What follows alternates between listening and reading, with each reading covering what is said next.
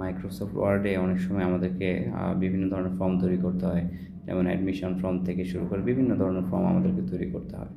তো সেক্ষেত্রে আমাদের যেটা করতে হয়, এই ধরনের নাম বা হচ্ছে বাবার নাম, অ্যাড্রেস, ফোন নাম্বারের পরে আমরা এই ধরনের ডট ডট ব্যবহার করতে হয়, কিংবা হচ্ছে আমরা লাইন টেনে এই ধরনের ব্যবহার করতে হয়।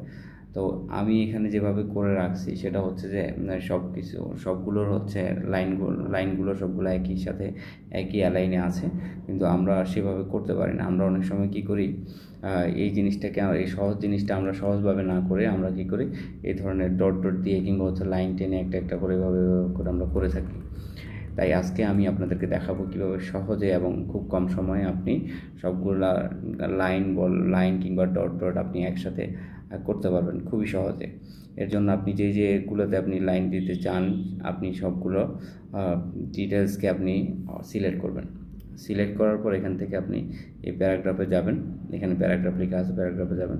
প্যারাগ্রাফ থেকে এখানে লেখা আছে, নিচে দেখতে পাবেন এখানে ট্যাবে ক্লিক করবেন। ট্যাবে ক্লিক করার পরে এখানে আপনি পাশে কতটুকু হচ্ছে ডট ডট কিংবা লাইনটা আপনি দিতে চান, ধরেন আমি এখানে লিখে দিলাম আমি 5 ইঞ্চি পর্যন্ত নিচ্ছি।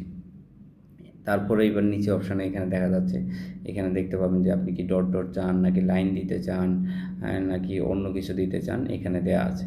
তা আমি যেহেতু ডট ডটটা ব্যবহার করব, তাই আমি ডট ডট একটা ক্লিক করলাম। ক্লিক করার পরে সেটে একটা ক্লিক করলাম। ক্লিক করার পর ওকে একটা ক্লিক করার পর আবার আপনাকে ওয়ার্ডে নিয়ে আসবে। আসার পর এখানে আপনি এই যে নেম যে লেখাটা আছে, এটার পাশে জাস্ট হচ্ছে যে আপনি এখন কিবোর্ডে যে ট্যাব কিটা আছে, ট্যাবটা ক্লিক করবেন। এখানে এসে আপনি আবার সেই ট্যাব কিটা ক্লিক করবেন। শুধু ট্যাবে আপনি ক্লিক করলেই সবগুলো এরকম একই লাইনে চলে আসবে।